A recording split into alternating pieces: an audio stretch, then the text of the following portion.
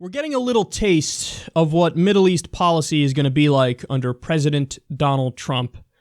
The Washington Post breaks this down. Israel announced a bold plan on Tuesday. I love how they call it bold. Another word for it is illegal.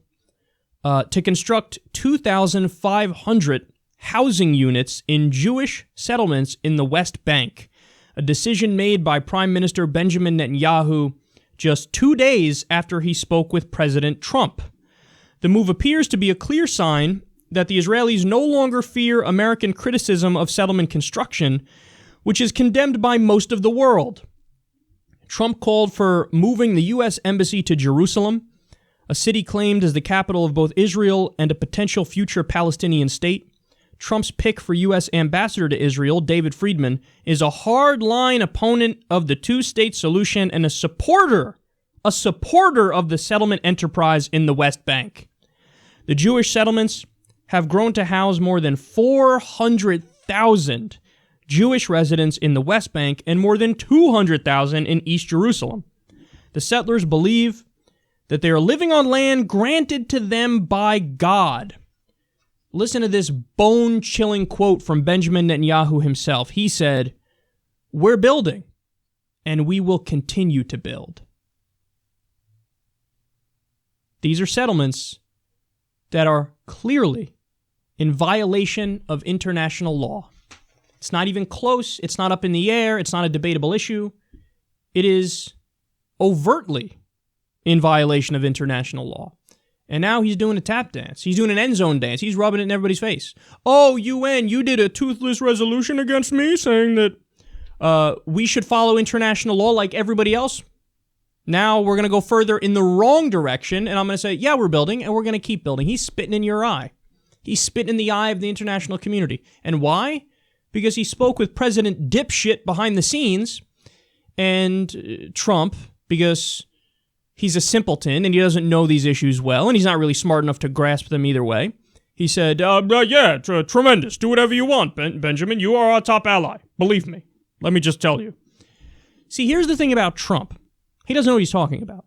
So, during the primary season, this feels like a long time ago now, but don't you remember Trump got in trouble because he said, I'm going to be, quote, neutral on the issue of Israel-Palestine. And everybody in U.S. media flipped out. Oh, how dare you be neutral? That's far too reasonable. You should be totally and utterly biased in favor of Israel, and you should give the Palestinians nothing. So the media flipped out and said, what do you say? No, we're overwhelmingly biased in favor of Israel in this country. That's the right answer. So then Trump was like, oh, shit. Oh, I didn't know that. I didn't know anything about Israel-Palestine, so I just said neutral because who the hell could be against neutral? But I guess everybody's against neutral. So yes, no, totally. I'm the most pro-Israel person ever. And then he started taking Daddy Sheldon Adelson's money, billionaire, who's going to control him like a puppet. Ironically, as Trump said, billionaires control other politicians like a puppet, but not him. Sheldon Adelson is now so buddy-buddy with Trump, he was on the platform when he got inaugurated, and he came up and he was one of the few people to shake his hand after he gave his speech. So now Sheldon Adelson is controlling Donald Trump. Donald Trump spoke with Netanyahu. Netanyahu probably presented it in a way where Donald Trump felt like he can't refuse because he's a dunce and he's easily manipulated. Oh, tremendous. And Donald Trump is so ridiculous that he had the nerve to say, after the UN did the resolution saying Israel should follow international law like everybody else, he had the nerve to say, this is going to make it harder to achieve peace. Harder to achieve peace. Step one is stop stealing their shit. That's step one to peace.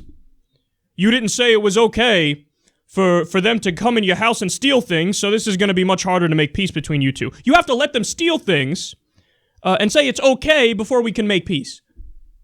These guys are off their rocker. These guys have lost it.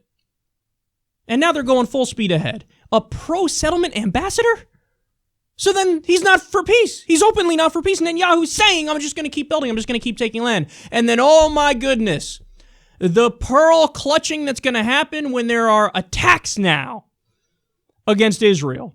Oh, who could have seen this coming? Everybody on the fucking planet with their eyes open because you keep slapping them in the face and slapping them in the face and spitting in their eye and taking more and more of their land. And then they respond and you say, how dare you?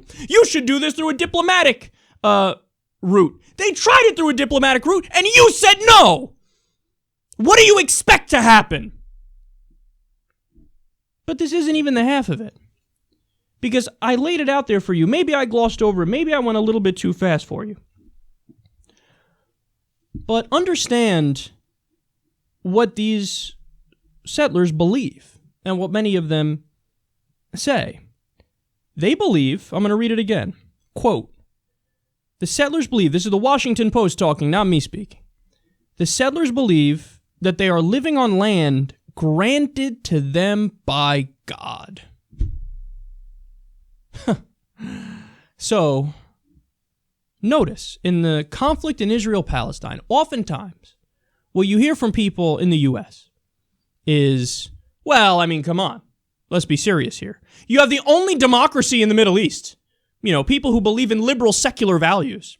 And they're against these savage Muslims, you know, who are so religious and so barbaric. How can you get along with them? What are you going to do? You can't make a peace deal. They're against you. Quote, the settlers believe that they are living on land granted to them by God.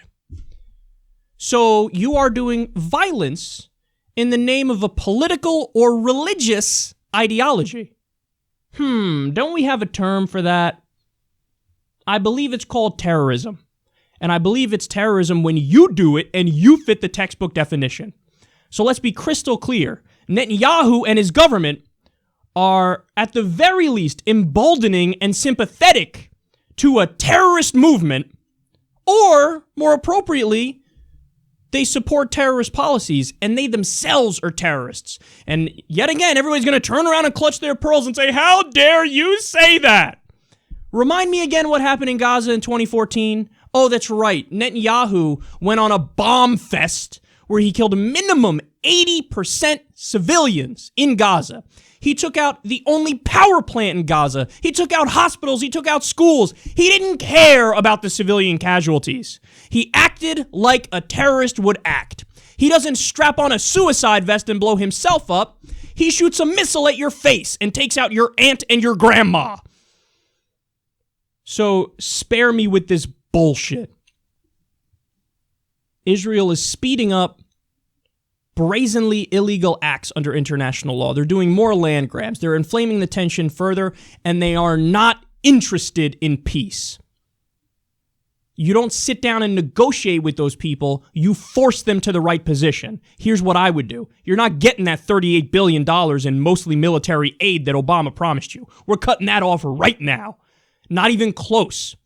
You're not getting that money. We're going to support BDS. We're going to support a Palestinian state. We're going to sanction your ass.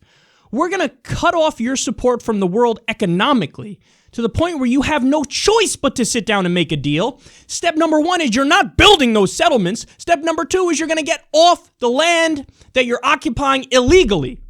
And that means closing shop on some settlements that are already built with people already living there. I don't care. You're shutting them down right now. The United States of America has sent a clear message to the world. Israel has sent a clear message to the world.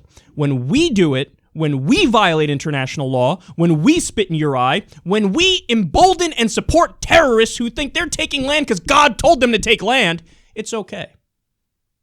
It's okay for me, but not for thee. When we're a rogue nation, when we violate international law, doesn't count. When you violate international law, you're ripe for regime change. Is Israel ripe for regime change?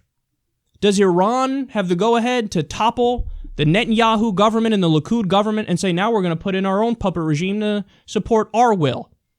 That's the argument the West makes of the world. Oh, you violated, Saddam Hussein violated international law. Obviously we got to go topple the government. We got to go topple the government, and that's what it is. I mean, look, they're a rogue state. They're a terror state. Well, this is the definition of a rogue state and a terror state here. Does anybody else have the right to go topple the government and put in a puppet? Clean your act up. This is incredibly sad, and we're in for a wild ride in these next 4 years and these next 8 years.